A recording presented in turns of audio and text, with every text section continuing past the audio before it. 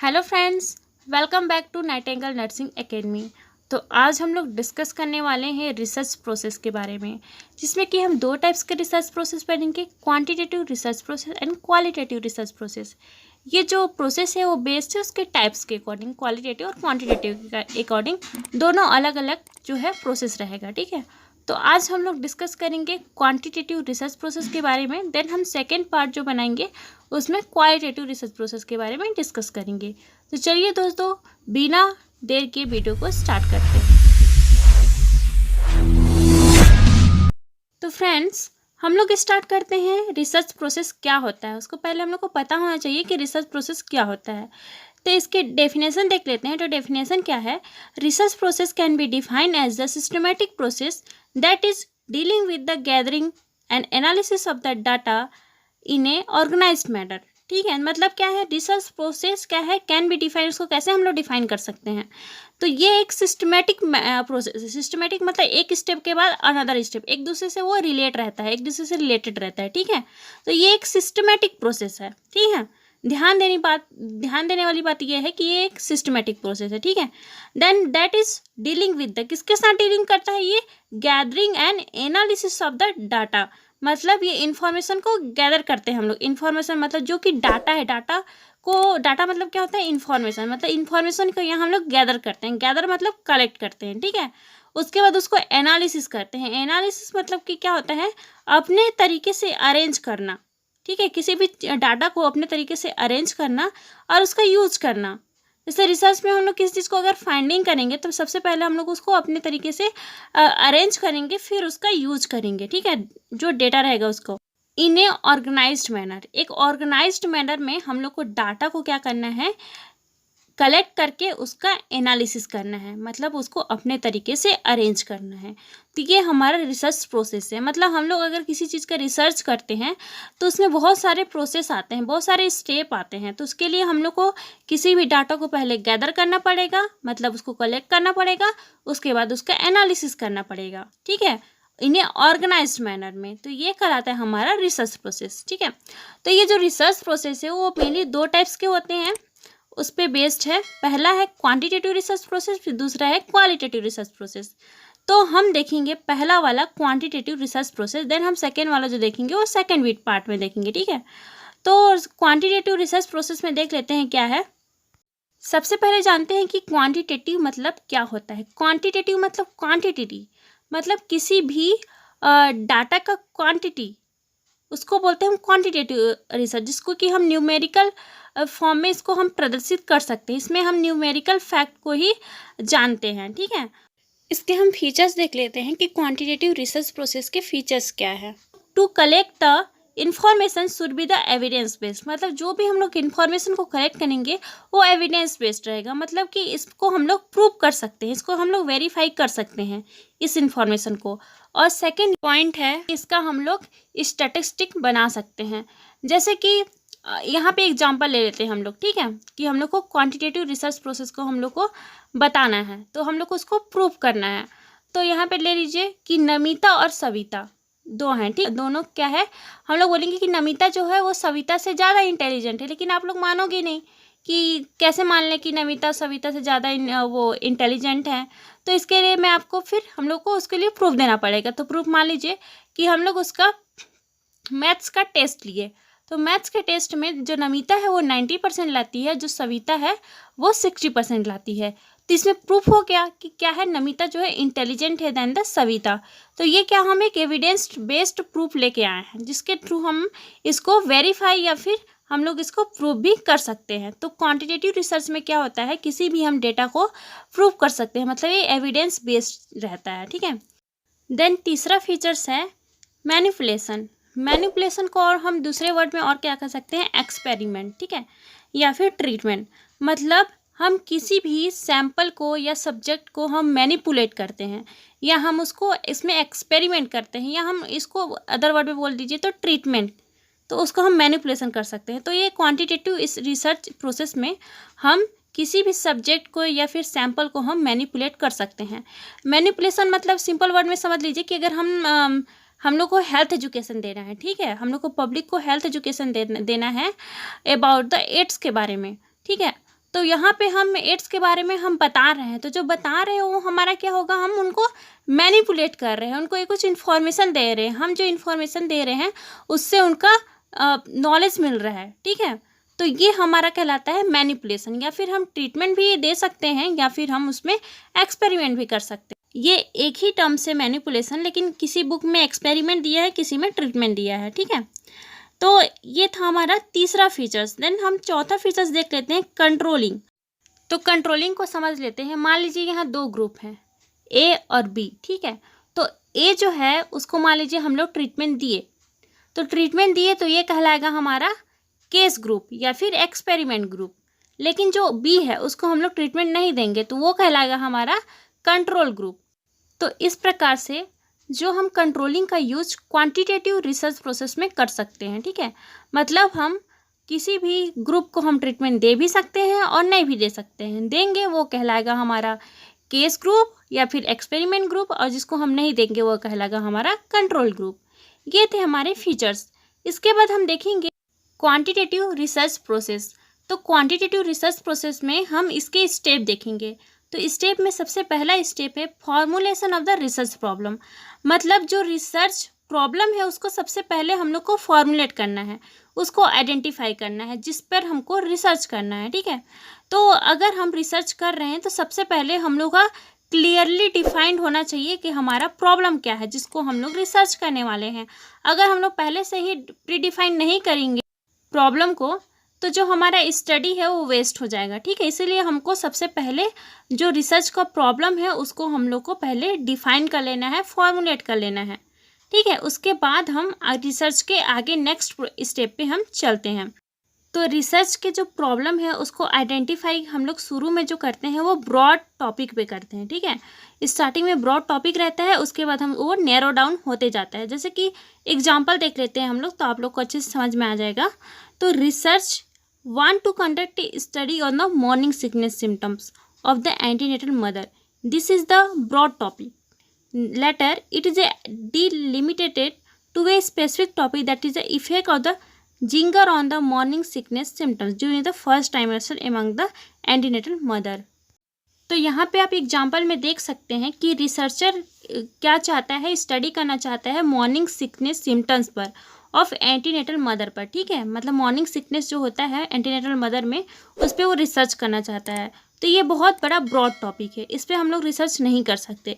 फिर हम लोग उसको डीलिमिटेड करते हैं, मतलब उसको छोटा करते हैं, स्पेसिफिक टॉपिक उसके लिए हम लोग आइडेंटिफाई करते हैं। तो इस पर हम लोग क्या चीज़ पे रिसर्च कर सकते हैं कि effect of the ginger on the morning sickness symptoms during the first trimester among the antenatal mother. मतलब जो जिंगर है उसका मॉर्निंग सिकनेस सिम्टम्स पर क्या इफेक्ट पड़ता है ड्यूरिंग द फर्स्ट ट्राइमेस्टर में। मतलब फर्स्ट ट्राइमेस्टर में अगर जिंगर का यूज करती है तो वो जिंगर जो है वो उसका क्या इफेक्ट पड़ेगा मॉर्निंग सिकनेस पे, ठीक है।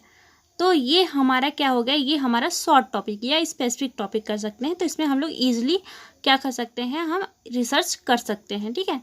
तो ये हमारा पहला जो स्टेप है वो है formulation of the research problem. मतलब हम लोग को सबसे पहले हम लोग को रिसर्च स्टार्ट करने के लिए क्वांटिटेटिव रिसर्च ना, ध्यान देने वाली चीज़ें क्वांटिटेटिव रिसर्च का हम लोग पढ़ रहे हैं। तो उसमें हम लोग सबसे पहले क्या करेंगे, रिसर्च प्रॉब्लम को हम लोग को फॉर्मुलेट करना है। इसके बाद हम चलेंगे सेकेंड जो स्टेप है वो है डिटरमाइनिंग द स्टडी ऑब्जेक्टिव।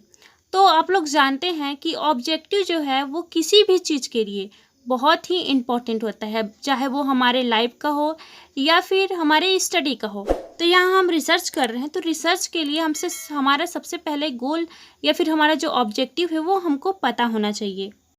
तो यहाँ पे जो हम ऑब्जेक्टिव बनाएंगे वो रिसर्चर को क्या हेल्पफुल होगा या उसको गाइडलाइंस करेगा उसको रिसर्च करने के लिए, ठीक है। मतलब एग्जैक्टली वो एक गाइडलाइंस प्रोवाइड करेगा कि हाँ उसको करना क्या है, ठीक है।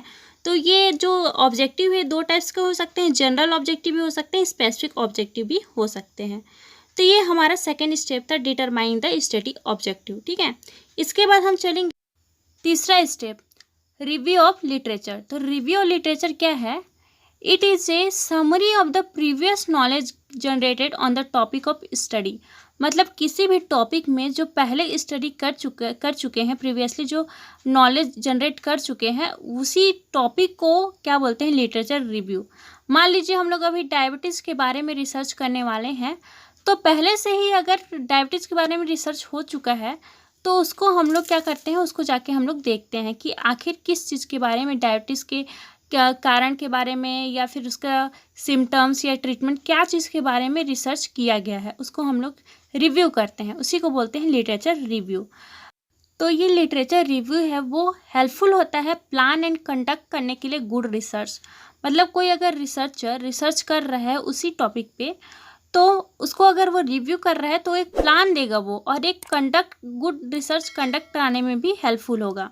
ठीक है। और इसमें और क्या बोला गया है कि this knowledge based on only the acquired through the literature review from the several source. मतलब हम इस नॉलेज को और कहाँ से हम लोग, ये लिटरेचर जो रिव्यू है उसको हम लोग कहाँ से और किस सोर्स से हम लोग इसको नॉलेज को गेन कर सकते हैं। जैसे कि बुक हो गया, जर्नल्स हो गए, रिसर्च रिपोर्ट हो गया, अनपब्लिश्ड थीसिस हो गए, न्यूज़पेपर हो गया, मैगजीन हो गया, एंड अदर करेंट जो इलेक्ट्रॉनिक डाटाबेस है उसके थ्रू हम लोग जो लिटरेचर रिव्यू उसको हम लोग देख सकते हैं, उससे नॉलेज गेन कर सकते हैं। ठीक है। और लिटरेचर रिव्यू के लिए हेल्पफुल होता है रिसर्चर के लिए, उसके अंडरस्टैंड कराने के लिए। ठीक है, कि ये बताता है कि ऑलरेडी उस टॉपिक के बारे में क्या चीज़ का रिसर्च हो चुका है और किस चीज़ की नीड है हमको दोबारा इन्वेस्टिगेट करने की। जैसे मान लीजिए कि हम लोग डायबिटीज़ पे कर रहे हैं। ठीक है। तो डायबिटीज़ का कॉजेज़ पता कर लिए, मतलब कॉजेज़ का रिसर्च पहले से हो गया है, उसका सिम्टम्स का रिसर्च पहले से हो गया है, तो हम लोग उसको देखेंगे। ठीक है। तो हम लोग देखने के बाद पता चलेगा कि हाँ, इसमें हम लोग का कॉजेज़ का और इसका सिम्टम्स का रिसर्च हो चुका है। तो हम लोग इस बार क्या करेंगे, रिसर्च करेंगे डायबिटीज़ पे। तो हम इसमें एक स्पेसिफिक टॉपिक लेंगे ट्रीटमेंट का, मतलब डायबिटीज़ का क्या ट्रीटमेंट है, हम इस चीज़ पे रिसर्च करेंगे। ठीक है। देन क्या होता है, इस लिटरेचर रिव्यू को रीड करने के लिए एक जो रिसर्चर है उसके पास क्या चीज़ होना चाहिए, मतलब उसके पास एक इफेक्टिव स्किल होना चाहिए, जैसे कि critical thinking, brainstorming, reading comprehending and analysis, synthesis and the summarising. मतलब ये जो स्किल है वो रिसर्चर के पास होना चाहिए, तभी वो क्रिटिकल थिंकिंग लगा के उस चीज़ को इवॉल्वेट कर पाएगा, अंडरस्टैंड कर पाएगा, उसको रीड कर पाएगा, उसको सिंथेसिस करके और समराइज कर पाएगा। ठीक है। तो ये लिटरेचर रिव्यू जो है बहुत ही इंपॉर्टेंट होता है। मेन इसलिए इम्पॉर्टेंट होता है कि क्या चीज़ किस टॉपिक पे हम लोग इस रिसर्च कर रहे हैं, वो पहले से क्या रिसर्च हो चुका है और क्या चीज़ को हम लोग को करना है ताकि जो गैप है वो भर सके। ठीक है। तो ये हमारा हो गया लिटरेचर रिव्यू। इसके बाद हम नेक्स्ट देखेंगे डेवलप द कॉन्सेप्चुअल फ्रेमवर्क। तो कॉन्सेप्चुअल फ्रेमवर्क मतलब क्या होता है, कॉन्सेप्चुअल मतलब एक कॉन्सेप्ट, एक अवधारणा। ठीक है। उसका हम लोग जो भी हमारा रिसर्च प्रॉब्लम है उसका हम लोग एक कॉन्सेप्ट बनाते हैं, एक फ्रेमवर्क बनाते हैं, जो कि रिसर्च के लिए बहुत ही इम्पॉर्टेंट होता है। और ये रिसर्च के स्टेप में सबसे इम्पॉर्टेंट फेज है। ठीक है। और इसमें क्या किया जाता है, न्यू थ्योरी को डेवलप किया जाता है। यहाँ पे आप देख लीजिए क्या है कि जो रिसर्चर में have their own concept to develop a new particular research specific conceptual framework for the research study. मतलब जो रिसर्चर है उसका ओन कॉन्सेप्ट होना चाहिए, उसको ओन कॉन्सेप्ट एक डेवलप करना है पर्टिकुलर रिसर्च के लिए, ताकि स्पेसिफिक फ्रेमवर्क बना ले उस स्टडी के लिए, रिसर्च स्टडी के लिए। मतलब उसको एक कॉन्सेप्ट बनाना है अपने रिसर्च स्टडी के लिए। ठीक है। तो ये जो कॉन्सेप्चुअल फ्रेमवर्क होता है ये सिर्फ एक मीनिंग ही नहीं प्रोवाइड करता है, मतलब रिसर्च प्रॉब्लम के लिए एक मीनिंग ही नहीं प्रोवाइड करता है, लेकिन ये आल्सो हेल्प करता है किसमें, डेवलपिंग द हाइपोथेसिस डेवलप करने के लिए और एजम्पशन करने के लिए, जो भी रिसर्च स्टडी हम लोग कर रहे हैं। ठीक है। तो जो कॉन्सेप्चुअल फ्रेमवर्क है बहुत ज़्यादा इम्पॉर्टेंट होता है रिसर्च प्रोसेस में। ठीक है। इसके बाद हम देखेंगे नेक्स्ट स्टेप है फॉर्मुलेटिंग द हाइपोथेसिस या एजम्पशन। तो जो हाइपोथेसिस है वो क्या है, एक assume statement suggesting to answer to a question. मतलब कि ये एक एज्यूम किया गया है। ठीक है। मतलब ये ट्रू नहीं होता है, हो भी सकता है और नहीं भी हो सकता है, इसको बस सजेस्ट किया जाता है, जो भी क्वेश्चन रहता है उसका आंसर दिया जाता है, ये ट्रू भी हो सकता है नहीं भी हो सकता है। अदर वर्ड में कहा जाए to translate the statement of a problem into the clearly understandable form में। मतलब किसी भी प्रॉब्लम को अगर हम लोग एकदम क्लियरली डिफाइन कर दें ताकि वो अंडरस्टैंड हो सके, उसी को हम कह सकते हैं हाइपोथेसिस। ठीक है, तो ये ट्रू भी हो सकता है और नहीं भी हो सकता है, ये तो आप जानते हैं। और इसमें ये भी है कि ये जो है एक्सेप्ट भी किया जा सकता है और रिजेक्ट भी किया जा सकता है। तो ये बेस्ड होता है empirical data generated at the end of the research process. मतलब कि रिसर्च प्रोसेस के एंड पे जो हम डाटा जो है जनरेट होगा, मतलब जो रिजल्ट मिलेगा, उसी के बेस पे हम कह सकते हैं कि ये जो हम हाइपोथेसिस बनाए थे वो एक्सेप्ट हुए या रिजेक्ट हुआ। ठीक है, जैसे एग्जाम्पल के लिए हम देख लेते हैं कि a prospective cohort study on the alcohol intake and the incidence of the liver disease among the peoples of the urban community at Ludhiana. तो यहाँ पे क्या कहा गया है कि जो प्रोस्पेक्टिव को हार्ट स्टडी किया गया, मतलब फ्यूचर के लिए, कि अल्कोहल जो है इंटेक करने से इंसिडेंस हो सकता है, लीवर डिसीज हो सकता है। ठीक है, अर्बन कम्युनिटी लुधियाना में। तो ये जो हाइपोथेसिस है वो कंसीडर किया गया। मतलब कि हाइपोथेसिस में क्या हुआ कि alcoholic has higher incidence of the liver disease. ये हाइपोथेसिस हो गया, मतलब अल्कोहल से लीवर डिसीज हो भी सकता है और नहीं भी हो सकता है, ये बस हाइपोथेसिस है। और जो एजम्पशन होता है, एजम्पशन को सिंपल टर्म्स में कहें तो एक बिलीव, एक जनरल बिलीव, किसी भी पीपल्स का एक बिलीव किसी भी चीज़ के लिए। ठीक है, तो ये जो है वो प्रूव हो भी सकता है और नहीं भी हो सकता है। तो ये हमारा हो गया फॉर्मुलेटिंग द हाइपोथेसिस या एजम्पशन। मतलब सबसे पहले हम इस स्टेप में क्या करेंगे, एक हाइपोथेसिस बनाएंगे कि ऐसा रिजल्ट होने वाला है, वो प्रूव भी हो सकता है और नहीं भी हो सकता है। ठीक है, इसके बाद हम नेक्स्ट स्टेप में चलते हैं, selecting the research approach and designing. तो रिसर्च डिजाइनिंग क्या है? तो रिसर्च डिजाइनिंग मतलब क्या होता है, it is a systematic plan to obtain the answer to a research problem. मतलब ये इसको सिस्टमेटिक प्लान किया जाता है जो ताकि जो भी क्वेश्चन है उसका आंसर मिल सके। ठीक है, तो ये जो रिसर्च डिजाइनिंग होता है एक तरह से कर सके तो ये ब्लूप्रिंट है रिसर्च का। ठीक है, जो कि बताता है रिसर्चर को कि whom, where, when, what and how will be the studies conducted. मतलब स्टडी को हम लोग को कहाँ पे करना है, किसके द्वारा करना है, कब करना है एंड क्यों करना है, ये सब पूरा क्या बोलते हैं, इसी के थ्रू हम लोग को रिसर्च डिज़ाइन के थ्रू ही पता चलता है। तो यहाँ पे हु है, हु मतलब कि किस पर करना है, पेशेंट हो सकता है, फैमिली हो सकता है, या ग्रुप हो सकते हैं। ठीक है, इसके बाद व्हाट मतलब क्या करना है। ठीक है, देन व्हेन मतलब कि किस टाइम पे करना है, एंड वेयर मतलब किस जगह स्टडी को कंडक्ट कराना है। उसके बाद हाउ मतलब डाटा को हम कैसे कलेक्ट करेंगे। ठीक है, तो ये हमारा रिसर्च डिज़ाइन में हो जाता है कि ये पूरा हम लोग को बताता है कि हम लोग को कहाँ करना है, कब करना है, कैसे करना है, कौन करेगा। ठीक है, टाइमिंग वगैरह सब बताता है, रिसर्च डिज़ाइन के थ्रू ही ये होता है। यह एक ब्लूप्रिंट है। इसके बाद जो रिसर्च डिज़ाइन जो रहता है वो मेनली 3 टाइप्स का होता है, experimental, non experimental and quasi experimental, जिसके बारे में आप डिटेल से मैं नेक्स्ट वीडियो बनाऊंगी, उसमें आप पढ़ सकते हैं। तो ये था हमारा 6th स्टेप रिसर्च प्रोसेस का, क्वांटिटेटिव रिसर्च प्रोसेस का। ठीक है, तो दोस्तों इसके बाद हमारे और कुछ स्टेप बचे हुए हैं जिसको मैं नेक्स्ट वीडियो में बताऊंगी। तो मेरे वीडियो के साथ बने रहिए, एंड अगर लाइक, सब्सक्राइब एंड शेयर नहीं किए होंगे तो प्लीज़ कर दीजिए। Thank you.